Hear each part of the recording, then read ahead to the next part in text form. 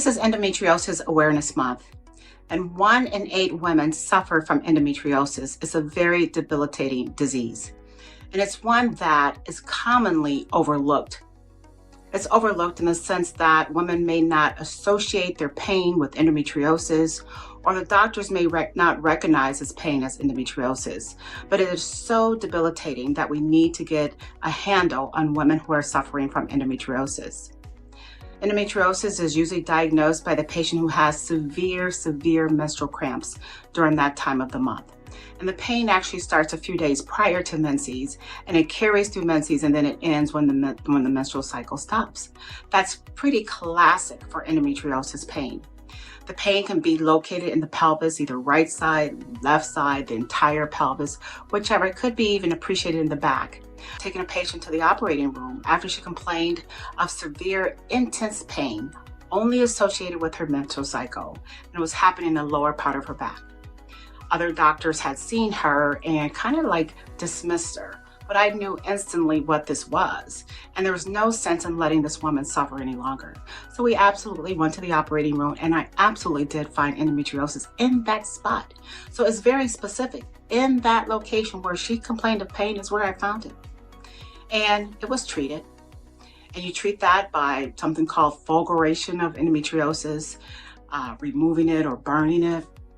But the unfortunate thing about endometriosis is that you can clear up the lesions that's within a pelvis, but it's likely to come back, particularly in the young woman, because it is a disease of the ovaries. And you can't just go in and take her ovaries out. Ovaries is what makes a woman feel like a woman. It's her hormones, it's her future babies. So it has a significant impact on our lives, on women's lives, women who suffer from endometriosis. So I'm glad that we are using this month to bring awareness to this disease that is real, and hoping that we can have an impact on treating women and understanding women and believing women when they say they have pain. Because when they say they have pain, oh my goodness, they have pain. And it's a very interesting disease process, because you can have the patient who has very small lesions within the pelvis when you do a scope and take a look inside, and it may not be a lot of disease that's present, but that woman complains of intense pain, versus the one that you take the OR for, say there's an ovarian cyst, turns out it's an endometrioma, that's disease, or endometriosis of the ovary, and it's very extensive. That patient usually doesn't have a lot of pain, so it's very different.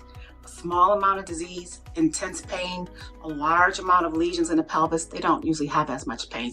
Nevertheless, they may not have the pain associated with endometriosis, but it's still a very debilitating disease. So again, I'm glad that we're bringing awareness to endometriosis for all women who suffer from chronic pelvic pain related to your menstrual cycle. It could very well be endometriosis.